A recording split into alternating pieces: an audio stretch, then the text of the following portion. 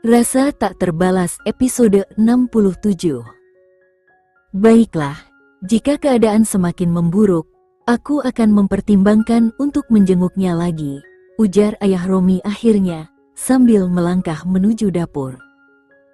Tak lama kemudian, Farah dan Yuda turun dari lantai atas, bergandengan tangan dengan ceria. Selamat pagi, Paman Irfan, sapa Yuda ramah. Selamat pagi, tambah Farah, wajahnya berseri-seri dengan senyum hangat. Paman Irfan membalas dengan senyuman, selamat pagi, anak-anak. Sambil berjalan menuju dapur, Yuda berteriak, ayah, apa sarapan kita hari ini? Farah duduk di samping Paman Irfan. Wajahnya sedikit penasaran, lalu ia bertanya, ada sesuatu yang terjadi, Paman? Paman Irfan menggelengkan kepala dengan lembut. Tidak, semuanya baik-baik saja. Ayo, kita sarapan bersama, jawabnya dengan nada tenang. Farah tersenyum kecil dan mengangguk setuju, merasa suasana rumah tetap hangat meskipun ada hal-hal yang mungkin tidak dibicarakan. Rumah Pandegas. Dania duduk di lantai dengan tubuhnya terbungkus selimut tipis, menyandarkan kepala pada lututnya. Di sampingnya, Raka tertidur lelap, bergumam tidak jelas dalam tidurnya. Berita tentang pengunduran diri Raka sebagai CEO perusahaan Dwitama membuat Dania merasa dunianya runtuh. Dengan perubahan posisi kepemimpinan itu, Dania tahu keluarga mereka tak lagi memiliki kendali atas perusahaan. Ayah dan ibu Raka telah meninggalkan negara, meninggalkannya seorang diri untuk menghadapi situasi kacau bersama Raka. Kini, dengan kehamilannya, Dania merasa karirnya hancur bahkan sebelum sempat dimulai. Air mata mulai mengalir di pipinya. Hidupnya terasa sangat menyedihkan. Suaminya, Raka, tidak pernah memberinya perhatian, apalagi cinta. Semua yang ada di hati Raka hanyalah Jenny, kakaknya. Dengan penuh frustrasi, Dania memukul lantai sambil berteriak, Jenny, Jenny, Jenny. Semua orang hanya peduli pada Jenny. Julian menginginkan Jenny, Raka juga menginginkan Jenny. Ayahku, saudaraku, bahkan seluruh keluarga Baskara hanya memikirkan Jenny. Kenapa? Kenapa tidak ada yang peduli padaku? Setelah menangis lama, Dania perlahan menyeka air matanya dan mencoba menenangkan diri. Ia bangkit dari lantai, mengambil pakaian, dan melangkah ke kamar atas. Setelah berganti pakaian, ia mengambil kunci mobil. Dengan langkah tegas, Dania meninggalkan rumah besar itu, tekad terpancar di wajahnya meskipun hatinya penuh luka. Di rumah sakit. Apakah semuanya baik-baik saja, Nyonya Dania? Tanya dokter dengan nada prihatin. Dania menggelengkan kepala pelan, lalu berkata, sebenarnya, saya ingin menggugurkan kandungan ini. Dokter tertegun sejenak, tampak terkejut. Apa yang terjadi, Nyonya Dania? Kemarin Anda tampak begitu bahagia menyambut bayi ini, dan sekarang? Tak ada yang serius, potong Dania dengan datar. Kami hanya belum siap punya anak sekarang. Keputusan itu diambil Dania setelah memikirkan situasinya dengan Raka. Dalam kondisi seperti ini, memiliki bayi hanya akan menambah bebannya.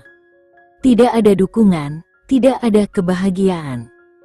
Dokter menatapnya lekat, mencoba memahami. Apakah Anda benar-benar yakin akan keputusan ini? Dania menganggukkan kepala dengan tegas. Dokter menghela napas berat. Baiklah, tapi kami perlu menjalankan beberapa tes terlebih dahulu sebelum prosedur dilakukan. Silakan ikuti arahan perawat kami. Setelah hasil tes keluar, dokter kembali memanggil Dania ke ruangannya. Ia memandang Dania dengan raut serius. Nyonya Raka, ada beberapa komplikasi yang perlu Anda pertimbangkan. Jika Anda melanjutkan aborsi ini, peluang Anda untuk hamil lagi akan berkurang hingga 30%. Saya sarankan Anda memikirkannya matang-matang. Mendengar itu, Dania diam beberapa saat. Ia mengambil laporan dari tangan dokter tanpa sepatah kata, lalu meninggalkan rumah sakit dengan langkah berat. Pikirannya dipenuhi kebimbangan dan rasa pahit yang tak kunjung reda. Pulau. Anak-anak perempuan masih sibuk di dalam kamar, bersiap-siap, sementara anak-anak laki-laki sudah selesai dan menunggu dengan penasaran di luar. Apa yang mereka lakukan selama ini? Tanya Bima sambil mengetuk pintu dengan tidak sabar. Niko, yang berdiri di dekatnya, mengangkat bahu. Katanya mereka berencana memakai bikini. Julian terperanjat. Serius? Tanyanya dengan nada kaget. Alisa yang bilang begitu, jawab Niko dengan santai. Mendengar itu, mata Bima berbinar penuh antusias. Wah, aku nggak sabar, katanya dengan semangat berlebihan. Julian hanya menghela napas, lalu menatap ke arah langit. Anginnya kencang sekali hari ini. Mereka sebaiknya mengenakan sesuatu yang lebih hangat, komentarnya. Niko dan Bima serempak menoleh ke arahnya dengan tatapan heran. Kau ini serius, bro? Banyak orang rela datang jauh-jauh hanya untuk melihat istri atau pacar mereka pakai bikini, protes Niko. Julian tetap tenang. Tidak perlu. Yang penting mereka tidak kedinginan. Kesehatan mereka lebih penting. Belum selesai perdebatan itu, pintu kamar terbuka dan Alisa muncul pertama kali. Ia mengenakan bikini 2 potong yang memperlihatkan pinggang rampingnya. Rambutnya digelung sederhana, dengan riasan wajah yang nyaris tak terlihat.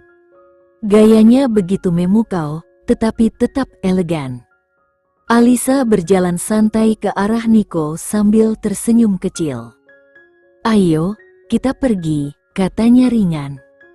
Niko, yang sempat tertegun, segera mengendalikan diri, lalu memegang pinggang Alisa. Kamu terlihat cantik sekali, pujinya. Sambil melirik Julian yang masih diam di tempatnya, Alisa menambahkan sambil terkekeh, Julian, mungkin kau harus duduk. Kau bisa pingsan nanti. Niko tertawa kecil, lalu berjalan mengikuti Alisa dan Niko. Sesaat kemudian, giliran Yasmin keluar dari kamar. Ia mengenakan bikini 2 potong yang sedikit berbeda, dengan warna yang lebih lembut. Rambutnya dikuncir tinggi, menonjolkan kesan ceria dan segar. Melihat Yasmin, Bima tidak mampu menahan diri. Ia langsung berlari ke arahnya dan meraih tangannya dengan senyuman lebar. Kamu luar biasa, katanya dengan mata berbinar, membuat Yasmin hanya bisa tersenyum malu. Sementara itu, Julian hanya bisa menggeleng pelan sambil tersenyum tipis, menyadari tingkah teman-temannya. Yasmin menghela napas sambil memutar matanya. Ya Tuhan, Bima, kau selalu tidak sabaran. Setidaknya biarkan aku menunjukkan sesuatu dulu. Bima tersenyum penuh percaya diri. Aku sudah terlanjur jatuh hati padamu, sayang. Tak perlu lagi membuatku terkesan dengan gerakanmu. Yasmin hanya menggeleng pelan sambil menahan senyum. Baiklah, ayo kita pergi sekarang. Namun, sebelum melangkah lebih jauh, Yasmin menoleh ke arah Julian dan berkata dengan nada main-main, semoga beruntung, Tuan Julian. Julian membalas dengan senyum tipis dan mengangguk, tetap berdiri di tempatnya. Setelah beberapa saat, semua orang mulai berjalan menuju pantai, tetapi Julian menyadari Jenny belum juga keluar dari kamar. Ia mengetuk pintu pelan dan bertanya, "Jenny, kamu baik-baik saja di dalam?" Suara Jenny terdengar dari dalam, agak ragu. Ya, aku baik-baik saja. Tapi bisakah kau masuk sebentar?" Julian mengerutkan kening, merasa sedikit khawatir, tapi tetap menjawab dengan lembut, "Baiklah, aku masuk." Dengan perlahan, ia membuka pintu dan melangkah masuk ke kamar. Di dalam ruangan, setelah Julian memasuki ruangan, dia membelalakan matanya karena terkejut.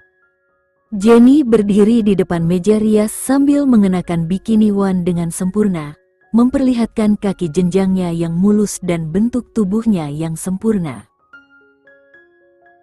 Julian mengerutkan kening saat dia melihat potongan kecil bikini menutupi sebagian kecil belahannya yang indah.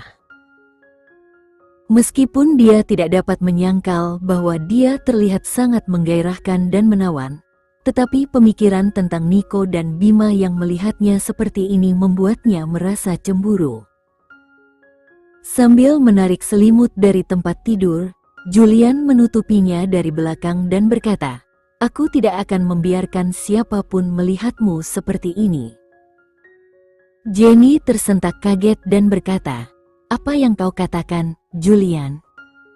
Tidak ada seorang pun di luar sana kecuali Nico dan Bima." Julian tidak mengatakan apa-apa, tetapi mengeratkan cengkeramannya pada wanita itu. Jenny terkekeh dan berkata, "Jangan katakan kalau kamu juga iri pada mereka. Kamu bisa tampil seksi dan memikat seperti ini hanya di hadapanku."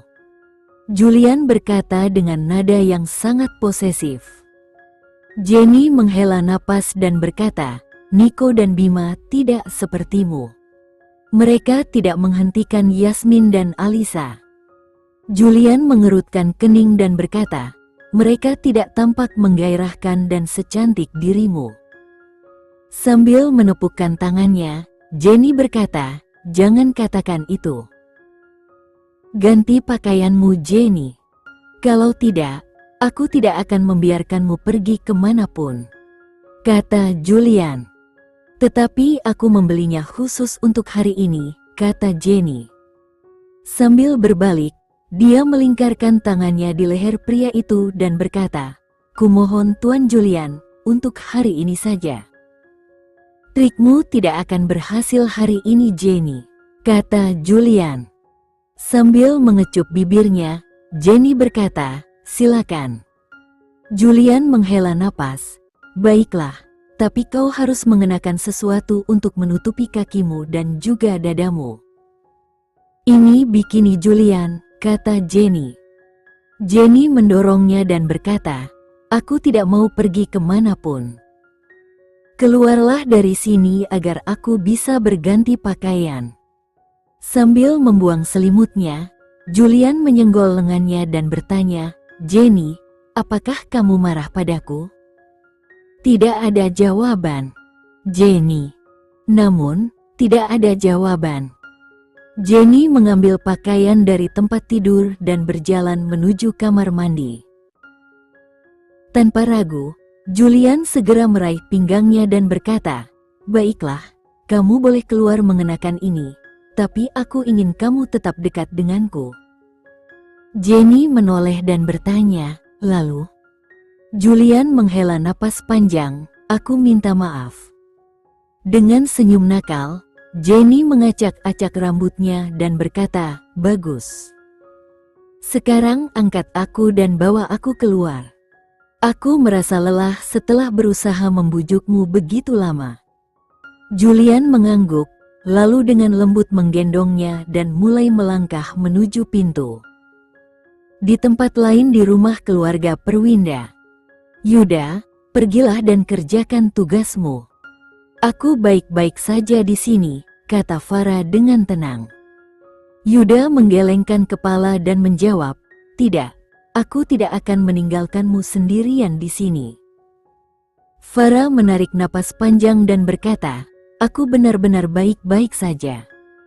Tapi karena kamu sangat ingin mengunjungi Lorena, aku tidak akan menghentikanmu. Yuda mengerutkan kening, apa maksudmu dengan itu? Farah menatapnya tajam, mencoba menahan tawa. Kau tidak menyadari, kan? Kamu ingin bertemu Lorena. Kamu merindukannya. Yuda terkejut dan membelalakan matanya. Apa?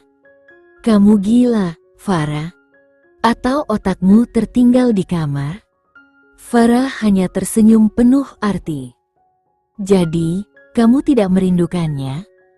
Yuda langsung menggelengkan kepala dengan cepat. Tentu saja tidak. Aku bersumpah padamu. Farah mengangguk perlahan. Baiklah, kalau begitu buktikan padaku. Yuda mengernyit, buktikan bagaimana? Jangan temani aku ke rumah Lorena, jawab Farah dengan penuh tantangan. Yuda menyeringai dan berkata, Nona Farah, jangan harap tipuanmu yang sederhana ini bisa berhasil. Aku ini orang yang sangat pintar. Farah menarik napas dalam-dalam dan menjawab, baiklah, kalau begitu. Tapi tidakkah menurutmu akan terasa sangat canggung kalau aku mengajakmu masuk? Ini pertama kalinya aku mengunjungi rumahnya, dan jika aku membawa pacarku, apa yang akan dipikirkan orang tuanya? Yuda berpikir sejenak sebelum mengangguk, baiklah, kamu masuk saja. Aku akan menunggu di luar. Farah tersenyum lebar, menarik pipinya dan berkata, au, pacarku sangat imut. Aku tetap tidak menyukai gadis itu, kata Yuda dengan tegas. Farah memutar matanya dan menjawab, oke. Mobil itu berhenti di depan sebuah gang kecil yang tampak kumuh. Meskipun bukan daerah yang buruk, jelas itu bukan tempat yang ideal. Sebelum Farah sempat membuka pintu, Yuda menahan tangannya dan bertanya, tunggu sebentar, kamu tahu di mana dia tinggal? Maksudku, rumahnya? Farah sedikit gemetar dan menjawab, aku akan cari tahu. Cari tahu? Apa kamu gila? Yuda terkejut, hampir berteriak. Farah mengerutkan kening, merasa kesal, suatu hari nanti kamu akan membuatku tuli. Berhentilah berteriak. Yuda mengerucutkan bibirnya, sedikit menyesal, maafkan aku, sayang, tapi... Sudahlah, tidak ada alasan lagi. Tetap di sini dan bersikap baik. Aku hanya sebentar, kata Farah dengan tegas sebelum turun dari mobil. Setelah berjalan cukup lama, Farah berhenti di depan sebuah rumah kecil berwarna kuning yang tampak sederhana namun cukup terawat. Aku rasa ini rumahnya, gumam Farah sambil menatap rumah kuning di depannya. Tak lama setelah itu, ia melihat seorang perempuan yang sedang berjalan menuju arahnya sambil membawa karung berisi sayuran. Farah segera mendekatinya dan bertanya, maaf, apakah Anda tahu di mana Lorena tinggal? Wanita itu berhenti sejenak dan menatap Farah dengan ragu. Kamu siapa? Oh, aku teman Lorena, Farah, jawab Farah sambil tersenyum. Wanita itu tersenyum kembali dan berkata, ah, Nona Farah, senang bertemu denganmu. Tapi Lorena sedang tidak ada di rumah sekarang. Farah tersenyum sambil mengangguk, oh, begitu. Tapi, bolehkah saya tahu siapa Anda? Wanita itu tersenyum manis dan menjawab, saya saudara ipar Lorena, Sarmila.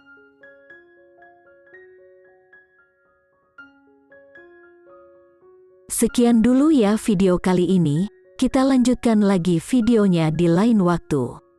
Oh iya, bagaimana menurut kalian? Semoga bisa sedikit menghibur kalian semua. Untuk teman-teman yang baru nonton, jangan lupa subscribe ya, hehehe.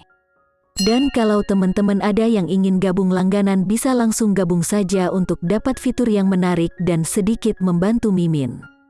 Terima kasih banyak sudah menonton, sampai jumpa lagi, bye.